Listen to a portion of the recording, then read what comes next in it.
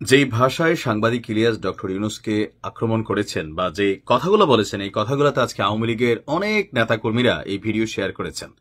তো কি ভাইরাল বক্তব্য যে শেখ হাসিনার ভাষায় ডক্টর ইউনূসকে সাংবাদিক ইলিয়াস অনেকটা সমালোচনা করেছেন। চলুন আগে শুনি সেই বক্তব্যটা, তারপর বলছি বাকি কথা। আপনার মতো এরকম এই ভদ্র চোর, ভদ্র সুদখোর আমাদের দরকার নাই ভাই। আপনি এই দেশটারে, এই বিপ্লবটারে ড্যাশ মাইরা তারপরে ছেড়ে দিয়েছেন। আমরা এরকম দেশ চাই নাই। এই এই এই কয়টা দিন যদি নাকি আপনি মনে করেন যে ন্যূনতম একটা একটা শৃঙ্খলা, মানে কি হয় না যেটা আগে হতো না, আপনার মতো এরকম ভালো এক বালের রাষ্ট্রনায়ক দিয়ে আমার লাভটা কি? আপনি কি বাল ফেলাইছেন? আপনি গত এগুলোর ব্যবস্থা আপনার চোখের সামনে চুরি করে আপনি কিছুই বোঝেন না। সব বুড়া মুড়া এগুলো খাটাসগুলো ধরছেন, জীবনে করে দিন নামও জানি না। এই ক্ষিপ্র হওয়ার কারণটা হচ্ছে ভারত ইস্যু। সাংবাদিক ইলিয়াস একটা কথা সবসময় বলে যে তার ব্লাড হচ্ছে এন্টি ইন্ডিয়ান।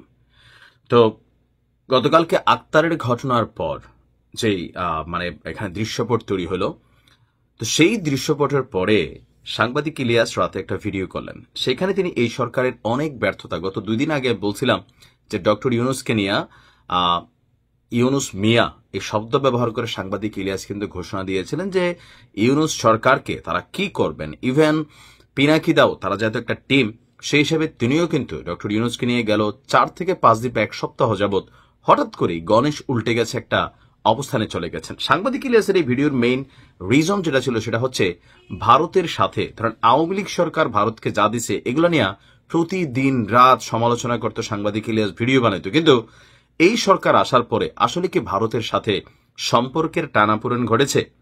মুখে মুখে আপনার নেতারা বক্তব্য দিচ্ছে, কর্মীরা বক্তব্য দিচ্ছে, কিন্তু ভারতের সাথে তলে তলে সবাই ভালো সম্পর্ক রাখছে। বিশেষ করে ইন্টারিম আওয়ামী লীগ সরকারের সময় তথ্য বলছে যে 5 টন ইলিশ পাঠিয়েছিল, এবার এটা 12 টন হয়েছে। এখন ব্যাখ্যা কি দেওয়া হয়েছে যে আপনার তারা খুব দাবি করতেছিল, চাপ ছিল এরকম ভাবে। তারপর ধরেন বিদ্যুৎ চুক্তি, যে আদানির থেকে যে শেখ হাসিনা বিদ্যুৎ চুক্তি করছিল সেটা নিয়ে প্রতিদিন রাত যে দেশ বিক্রি করে দেওয়া হচ্ছে, বেশি দামে বিদ্যুৎ কিনা হচ্ছে, কেন আওয়ামী লীগ সরকার এই সরল ধান্দাবাজি করতেছে। তো এই ইন্টারিম আসার পরে আদানি থেকে আগের তুলনায় বেশি পরিমাণ আপনার বিদ্যুৎ কিনা হচ্ছে। ইভেন বাংলাদেশের পোর্টগুলো ভারত কিন্তু ব্যবহার করছে, কিন্তু বিনিময়ে ভারতে বাংলাদেশিদের ভিসা নিষেধাজ্ঞা থেকে শুরু করে অনেক কিছুই কিন্তু অনেক গুণ বেড়ে গিয়েছে।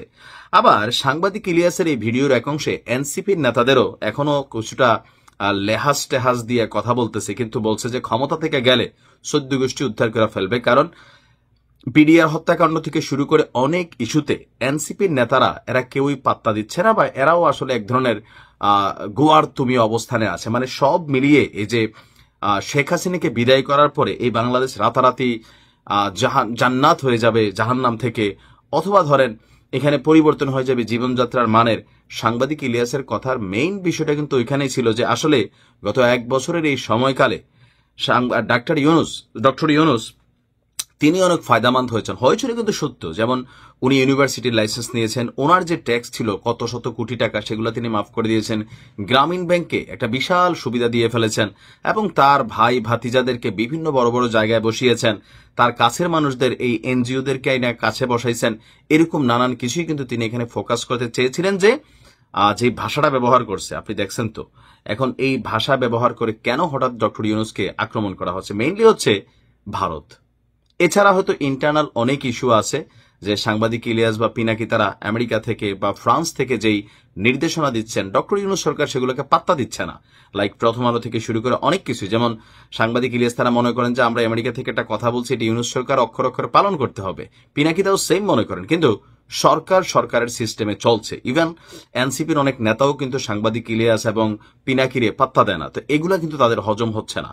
যেহেতু সরকারে আছে সেই কারণে একটা লিমিটেশন ভার্সনে কথা বলতেছে, কিন্তু সাংবাদিক ইলিয়াসরা যারা চিনেন তারা কিন্তু আইডিয়া করতে পারেন যে ডক্টর ইউনূস ক্ষমতা থেকে সরে গেলে ওনারে কোন ভাষায় ধোয়া হবে। দিন শেষে শেখ হাসিনা ডক্টর ইউনূসকে বলতেন সুদখোর, সেই একই শব্দ আজকে তিনি আবার ব্যবহার করলেন। এখন এটার জন্য আসলে ওনার কোন ধরনের সাজা হয় বা ধরেন কি রিয়েকশন হয় সেটাও একটা কথা। তবে আমার ধারণা হবে না, ডক্টর ইউনূস সরকার সমালোচনা সহ্য করেন বলেই জানিয়েছেন। বাট এই ধরনের সমালোচনা কি আসলে সহ্য হয় কারো? কি মনে হয় আপনার? ভালো থাকুন।